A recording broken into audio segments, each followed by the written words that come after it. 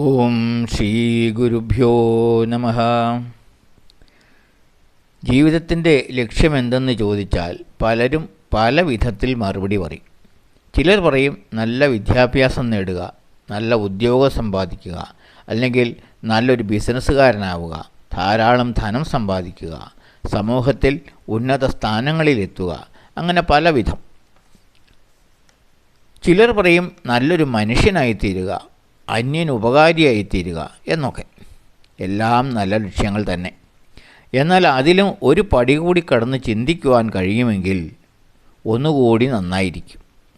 നല്ല മനുഷ്യനാകാൻ ശ്രമിക്കുന്നതിനോടൊപ്പം നമ്മുടെ യഥാർത്ഥ സ്വരൂപം എന്തെന്നറിയാനും നമ്മൾ ശ്രമിക്കണം.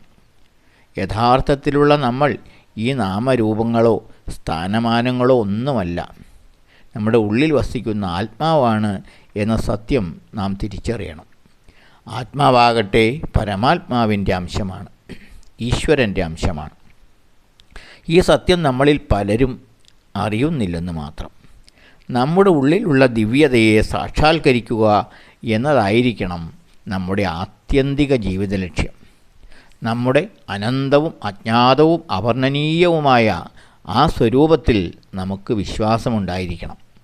ആ വിശ്വാസം നമ്മെ ആത്മജ്ഞാനത്തിലേക്ക്, സാക്ഷാത്കാരത്തിലേക്ക് നയിക്കും.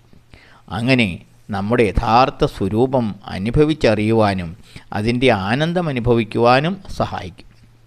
ലക്ഷ്യത്തെക്കുറിച്ച് ബോധ്യമുണ്ടെങ്കിലേ അതിലെത്തിച്ചേരുവാൻ കഴിയൂ.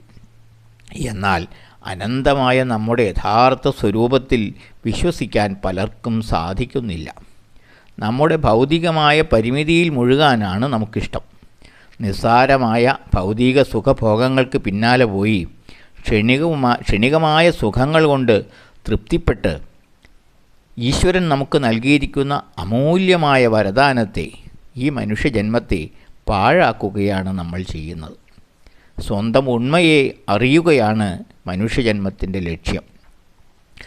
ഓരോ ഭൗതിക വസ്തുക്കളിൽ ആസക്തരായി ഇത് കിട്ടിയാൽ സന്തോഷമാകും, അത് കിട്ടിയാൽ സുഖമാകും എന്ന് മനുഷ്യൻ മോഹിക്കുന്നു. ആ സുഖവും സന്തോഷവും നിമിഷങ്ങൾ കൊണ്ട് തീരുന്നു. അടുത്ത നിമിഷം പുതിയൊരു വസ്തുവിനെ തേടുന്നു. എന്നാൽ നശ്വരമായ ഈ ലോകവസ്തുക്കൾക്കൊന്നും താൻ തേടുന്ന നിത്യമായ സുഖം, പൂർണ്ണത നൽകുവാൻ കഴിയില്ലെന്നറിഞ്ഞ് ഒടുവിൽ ഈശ്വരനിലേക്ക് തിരിയുന്നു.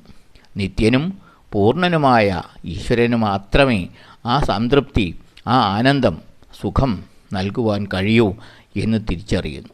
അങ്ങനെ സ്വയം ഈശ്വരഭാവത്തിലേക്ക് ഉയരുന്നു. ഓം